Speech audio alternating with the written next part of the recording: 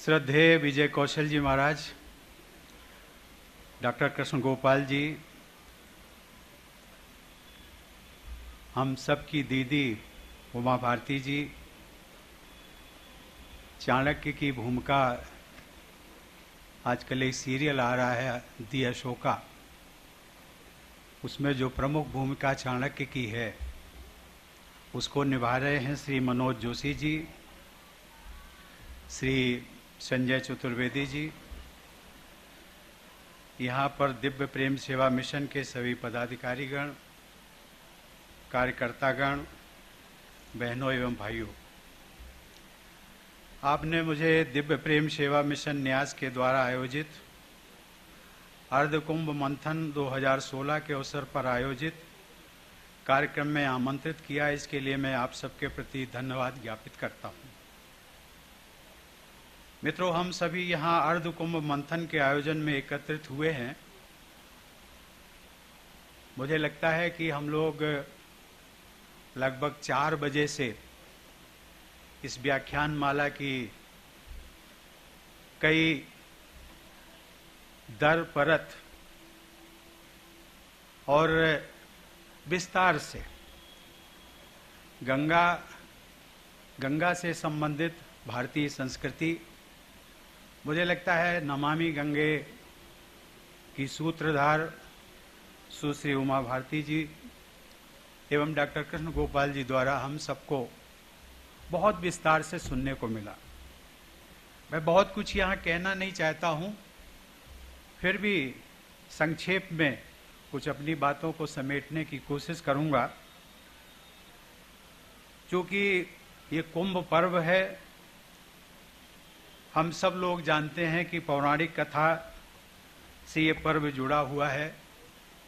वो देव और दानवों द्वारा समुद्र मंथन के बड़े रोचक प्रसंग पर आधारित है। इस कथा के अनुसार एक समय देवताओं और दानवों ने समुद्र के मंथन द्वारा प्राप्त सभी रत्नों को आपस में बांटने का निर्णय लिया। रत्नों के इस बंटवारे में अत्यंत मतभेद उभर कर सामने आए। समुद्र के मंथन के फलस्वरूप जो सबसे मूल्यवान रत्न निकला वो था अमृत। अमृत प्राप्त करने की आकांक्षा देवताओं और दानवों दोनों में थी।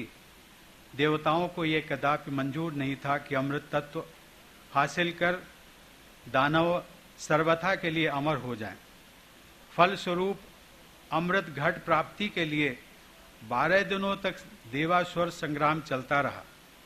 देवताओं के ये 12 दिन मनुष्यों के 12 वर्ष के तुल्य होते हैं और यही कारण है ये कुंभ भी 12 ही होते हैं। 4 कुंभ पृथ्वी पर होते हैं और शेष 8 कुंभ देवलोक में होते हैं, जिन तक हम सब मनुष्यों की पहुंच नहीं। देवासुर युद्ध के दौरान ही अमृत घट से कुछ बूंदें उछलक कर 4 स्थानों प्रयाग, हरिद्वार, उज्जैन एवं नासिक में गिरी, जिसकी वजह इन चारों स्थलों पर प्रत्येक 12 वर्ष के अंतराल पर कुंभ मेले का आयोजन होता है। 12 वर्षों के अंतराल में आयोजित होने वाले पूर्ण कुंभ के बीच अर्थात पूर्ण कुंभ के 6 वर्ष बाद अर्ध कुंभ आयोजित होता है। हरिद्वार में भी इसी क्रम में इस बार अर्ध कुंभ मेले का आयोजन हो रहा है। मित्रों, कुंभ मेले की इस पौराणिक कथा में निहित अर्थ यही है कि प्रत्येक मंथन से अच्छी और बुरी दोनों तरह की चीजें प्राप्त होती हैं। सत और असत, अंधकार और प्रकाश तथा अमृत और विष, दोनों प्रकार के तत्व जीवन के चिंतन, मनन एवं मंथन में मिलते हैं। जीवन की सार्थकता भी यही है कि आदमी सद्वृत्तियों को धारण कर ले, अच्छी बातों को अंगीकार कर ले, सुंदर बातों और सुसंस्कारों को अपना ले एवं बुरे आचरण से दूर रहे। मानव जीवन की सफलता इसी में निर्भर है। कुंभ मेले के आयोजन की इस पौराणिक कथा की आज यही सच्ची प्रासंगिकता और वैचारिक व्याख्या हो सकती है। गंगा को भारतीय संस्कृति में माता कहकर संबोधित करने की परंपरा है और मैं इसे अपना सौभाग्य मानता हूं कि मां गंगा से मेरा सानिध्य बचपन से लेकर के और आज तक लगातार इसी प्रकार का प्राप्त हो रहा है।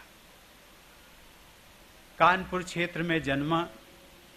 उसके पश्चात माननीय आशीष जी के संपर्क में आया और हरिद्वार तक पहुंचा। हरिद्वार से ऋषिकेश, ऋषिकेश से गंगोत्री। और आज कहने में मैं अपने को गौरवान्वित महसूस करता हूं कि जिसको हम उद्गम स्थल मानते हैं गंगा का, मानसरोवर, वहां पर भी पहुंचने का मुझे जो श्रेय मिला, मुझे जो सौभाग्य मिला, उसके लिए पूज्य विजय कौशल जी महाराज के सानिध्य में मुझे जाने का अवसर मिला, आशीष जी के माध्यम से। लेकिन वहां जाकर के मैंने देखा, शिव प्रताप शुक्ला जी शायद चले गए हैं, हम सब लोग साथ में थे। मित्रों, आप सबसे मेरी विनम्र प्रार्थना है कि कभी कार्यक्रम जीवन में बन सके तो एक बार जरूर जाइए। मानसरोवर, जहाँ पर हम कहते हैं कि भगवान शिव का केंद्र है, निवास स्थान है, वहाँ से गंगा निकलती है। और कहा ऐतिहासिक जो पुराणों की भी कथा यही है कि उस मानसरोवर जो झील है, जिसको हम झील कहते हैं, वहाँ से वो तिब्बत में है, तिब्बत के नीचे से वो सुरंग के माध्यम से या उसका जो पानी टपकते टपकते यहाँ पर गंगोत्री में उद्भव होता है। ऐसी एक मान्यता है। लेकिन मेरा आप सबसे अनुरोध रहेगा, और जिस मैंने कानपुर का जिक्र किया, हरिद्वार का जिक्र किया, गंगोत्री का जिक्र किया और मानसरोवर का जिक्र किया, आज सौभाग्य से मैं फिर उसी गंगा नदी के सानिध्य में पटना में हूँ। वहाँ पर मुझे जो कार्य करने का एक जिम्मेदारी दी गई है, वहाँ पर मैं हूँ। उस माँ गंगा को मैं प्रणाम करता हूँ और मुझे लगता है कि शायद वो मेरे लिए, लोग कहते हैं सबके लिए मुक्तिदायिनी होती है, लेकिन मैं कहता हूँ मुक्ति मिलेगी या नहीं मिलेगी वो बात की बात है, उसको तो हमने देखा नहीं, लेकिन वो जीवनदायिनी जरूर है। गंगा हमारी संस्कृति में सिर्फ एक नदी नहीं, बल्कि हमारे संपूर्ण जीवन प्रवाह से जुड़ी पवित्रता, पावनता, आस्था और प्रेम सबकी समन्वित अविरल धारा है। गंगा के महत्व के विषय में विष्णु पुराण में कहा गया है कि गंगा का नाम लेने, सुनने, उसे देखने, गंगा जल पीने तथा स्पर्श करने मात्र से मनुष्य के पाप कट जाते हैं। यही कारण है कि गंगा को मोक्षदायिनी भी कहा जाता है। भविष्य पुराण की उक्ति के अनुसार हरिद्वार और प्रयाग क्षेत्र में गंगा नदी में स्नान करने से मनुष्य स्वर्गवासी होता है। इन पौराणिक मान्यताओं को अगर हम आज के भौतिकवादी और वैज्ञानिक युग में कुछ समय के लिए ना भी माने, तो इतना तो अवश्य है कि गंगा जल की शुद्धता व इसकी औषधीय उपयोगिता ही गंगा को देश की अन्य नदियों से अलग विशिष्ट पहचान दिलाती है। गंगा हमारी आजीविका और अर्थव्यवस्था को सकारात्मक रूप से सीधे तौर पर प्रभावित करने वाली प्रकृति की अमूल्य धरोहर है। भारतीय किसान, केवट और मछुआरे, ये तीनों गंगा पर निर्भर रहने वाले उसकी बड़ी प्यारी संतानें हैं। हमारी संस्कृति में जिसे पहले तीर्थाटन कहा जाता था, तीर्थाटन कहकर संबोधित किया जाता था, उसे आधुनिक शब्दावली में पर्यटन अर्थात टूरिज्म कहा जाने लगा है। पर्यटन की इस आधुनिक शैली में भी अगर देखें तो गंगा अनुपम आकर्षण का केंद्र नजर आती है। पर्यटन के नजरिए से भी गंगा हमारे अर्थशास्त्र के सुदृढ़ीकरण का एक मुख्य उपादान है। हमें इसकी स्वच्छता और पवित्रता बनाए रखने पर गंभीर चिंतन और मनन करना होगा। बात सिर्फ चिंतन मनन तक ही सीमित नहीं रहनी चाहिए, बल्कि गंगा की स्वच्छता और निर्मलता की रक्षा के लिए घोषित योजनाओं का तत्परता पूर्वक कार्यान्वयन सुनिश्चित करना होगा। असंख्य जिनका उल्लेख भी किया गया है, मैं संक्षेप में कहना चाहूँगा। असंख्य वनस्पतियों, चट्टानों और काइयों से गुजरती हुई गंगा कई खनिजों और पोषक तत्वों का सत्व ग्रहण करती है। यह सत्व उसे रोग मारने की क्षमता देता है। गंगा के प्रति हमारी समाज में ऐसी निष्ठा थी कि लोग गंगा में नहाने से पहले घर से ही स्वच्छ होकर जाया करते थे। कुंभ मेला एक ऐसा शुभ अवसर होता था जब बेहतर समाज और विश्व बनाने की चर्चाएं की जाती थी। शिक्षित और जागरूक समाज गंगा के प्रति अपने उत्तरदायित्व का निर्वहन करने में सक्षम हो, इसके प्रयास करने चाहिए। मुझे प्रसन्नता है कि जिसका उल्लेख किया दीदी उमा भारती जी ने सरकारी स्तर से भी केंद्र ने गंगा की अविरलता एवं उपयोगिता बनाए रखने के लिए समेकित नमामि गंगे कार्यक्रम प्रारंभ किया है। आदरणीय बहन सुश्री उमा भारती जी के नेतृत्व में प्रधानमंत्री जी ने एक अलग स्वतंत्र मंत्रालय का गठन किया है, जिसके अंतर्गत इस योजना का कार्यान्वयन हो रहा है। मुझे खुशी है कि भारत सरकार के जल संसाधन, नगर विकास, ग्रामीण विकास, जहाजरानी आदि सभी मंत्रालय मिलकर नमामि गंगे अभियान में अपनी पूरी महत्वपूर्ण भूमिका निभा रहे हैं। नमामि गंगे अभियान के अंतर्गत नीति निर्धारक, पर्यावरणविद, अकादमिक चिंतक, प्रशासनिक अधिकारी सभी मिलकर योजनाओं के सूत्रण एवं स्वच्छता अभियान में ठोस पहल कर रहे हैं। मुझे विश्वास है कि सरकार, स्वयंसेवी संस्थाएं और हमारे देश के नागरिक सभी मिलकर जब गंगा के विकास पर सार्थक मंथन एवं कार्यक्रम संचालन में सक्रिय भूमिका निभाएंगे, तब वह दिन दूर नहीं जब गंगा पूर्ववत हमारी जीवन शैली में अपार श्रद्धा और असीमित उपयोगिता का केंद्र बन जाएगी। मित्रों, मुझे आमंत्रित किया गया था, इसलिए मुझे लगा कि कुछ कहना चाहिए, अन्यथा डॉक्टर कृष्ण गोपाल जी के बोलने के पश्चात जिस प्रकार से उन्होंने विषय पर समग्रता के साथ ये विषय हम सबके सामने रखा, उसमें कुछ बोलने के लिए बचता नहीं है। हम लोग तो मात्र उन चीज़ों को दोहरा रहे हैं धीरे धीरे। और एक प्रसंग मैंने उनको पहले भी कई विषयों पर सुना है, और एक विषय जिस पर कि वो बहुत अच्छा बोलते, जिस पर कि मैंने सुना था, डॉक्टर अंबेडकर की जो समग्रता है, उनके जीवन की समग्रता, उस पर वो बहुत मतलब उस विषय को उन्होंने देश के समक्ष रखा।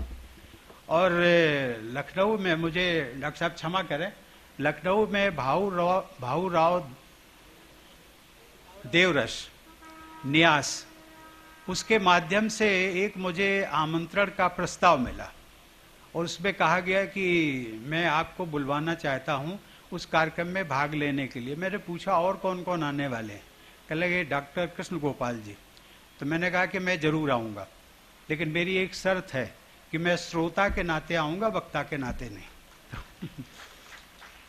वो इस प्रकार का जो विषय का समग्रता के साथ रखते हैं, मैं आभारी हूँ उनका, आभारी हूँ विजय कौशल जी महाराज, जिनके साथ में मुझे लगता है पिछले 20-25 वर्षों का सानिध्य मुझे प्राप्त हो रहा है।